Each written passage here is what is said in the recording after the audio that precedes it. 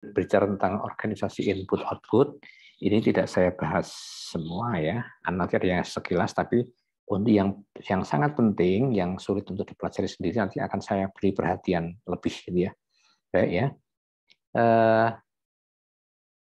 Ada 3 bahasan kita, yaitu komponen I/O, kemudian 2 macam pengalamatan I/O, dan 3 teknik I/O. Ya.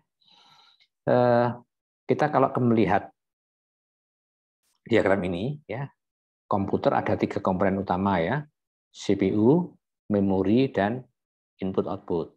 Nah, di sini yang sering disebut dengan input/output itu adalah ini ya, input/output adalah ini, dan dia adalah merupakan I/O controller, gitu ya. Nah, untuk apa fungsinya? Dia melakukan kendali terhadap input device, ya, input devices, output devices, dan memori eksternal.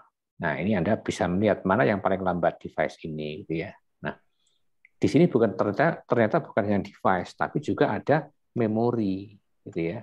Nah, jadi di sini ada memori internal, ada memori eksternal. Apa bedanya? Memori internal terhubung langsung ke CPU, tetapi memori eksternal terhubung ke CPU melalui I/O controller, ya. Sehingga memori internal itu pasti punya controller, tapi memori internal tidak. Nah, kemudian input/output ada 3 komponen, yaitu I/O device-nya sendiri, controllernya, dan software. Ya, ada 3. Ya. Alatnya, kendalinya, kemudian software-nya. Contohnya apa? I/O device, misalkan ini contohnya adalah monitor. Apa contohnya ini? Ini adalah misalkan VGA card. Apa softwarenya? Ya, contohnya ini adalah driver, gitu ya. Ya. Nah, kemudian saya teruskan ya. I/O devices jelas ini ya, peralatannya. Kemudian device controller ya sudah ya, bisa. Kemudian saya lanjutkan device driver. Nah, setiap alat itu pasti ada device drivernya. Di mana device driver itu fungsinya? Nah, jadi di sini ada user program, ada operating system, kemudian di sini adalah driver, itu posisinya adalah di sini. Jadi kalau kamu memberi suatu alat, ya printer atau apa, ya di sinilah posisi device driver. Posisinya di sini. Ya. Baru ini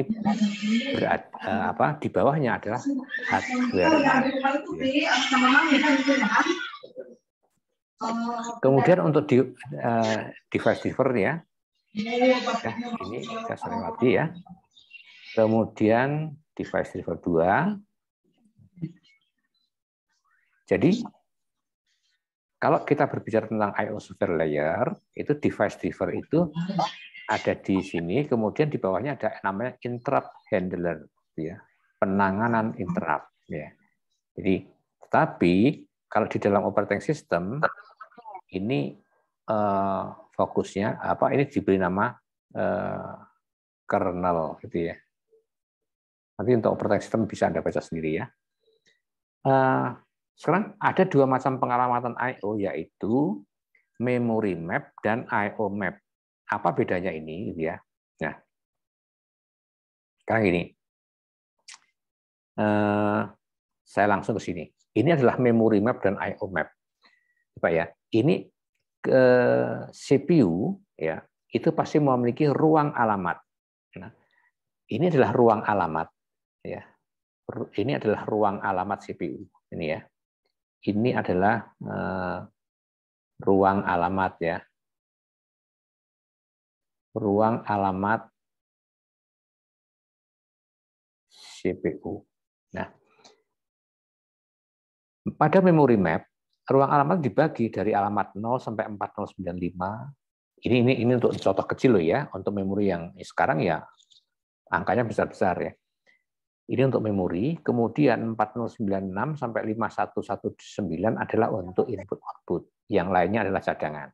Nah, jadi rentang ini adalah untuk memori dan untuk input-output.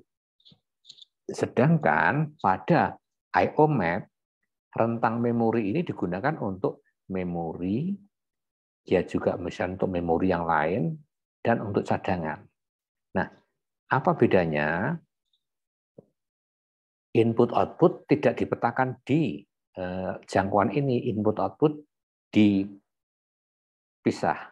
Sehingga kalau ini menyebut alamat 0, pasti alamat milik memori.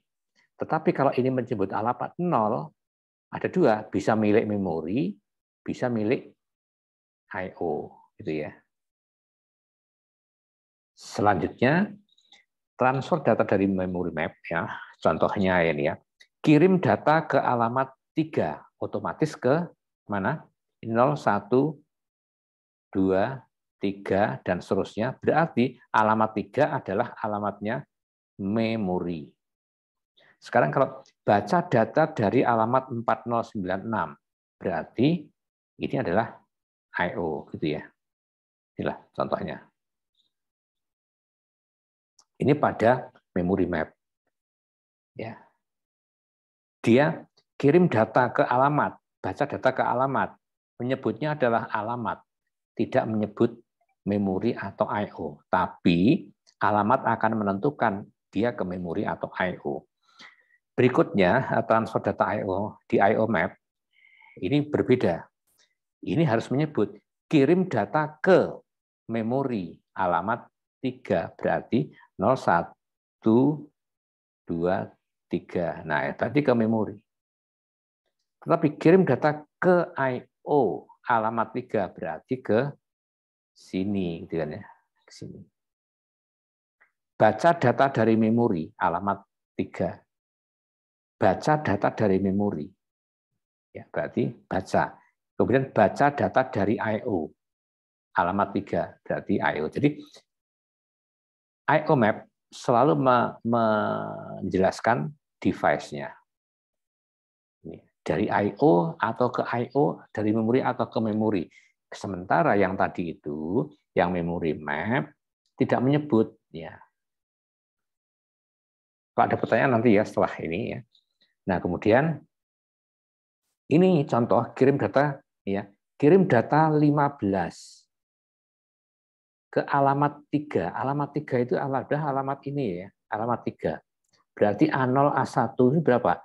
A0, A1 adalah 1, 1. Gitu ya. Nah, berarti ini 1, 1, ini 0. Berarti ini aktif enggak? Karena ini 0 berarti ini 1. Ini 1 berarti ini tidak aktif. Ya. Berarti ke alamat 3 itu berarti ke I/O. Gitu ya. Ke memori. Nah, kalau kirim data ke alamat 5, data 15 ke alamat 5, ini ya, berarti 5 itu adalah ini. 5 itu berarti 101, 101, sehingga ini berubah menjadi 0, ya. Sehingga ini on, sehingga ini 1, sehingga ini tidak aktif. Nah, jadi bisa disimpulkan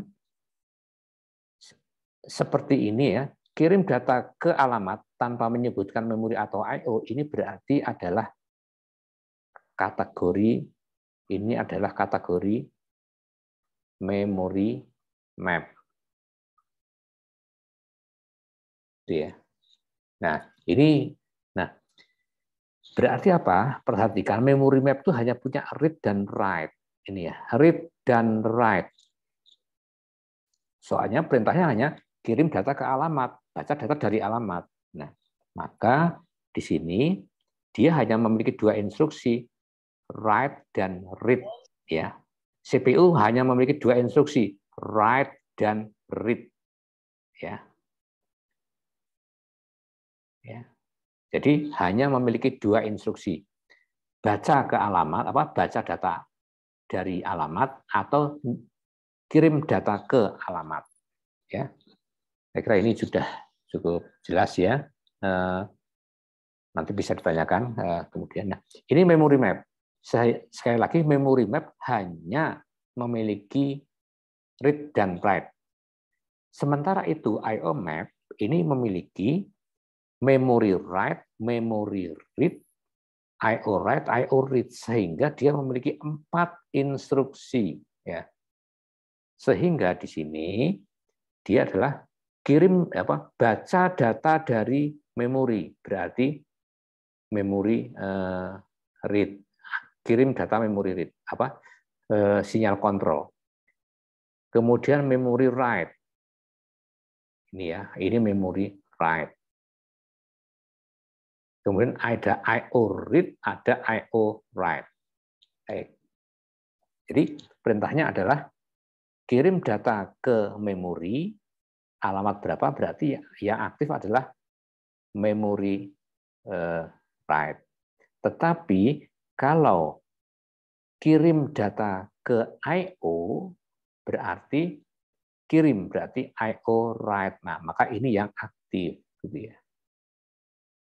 Baca data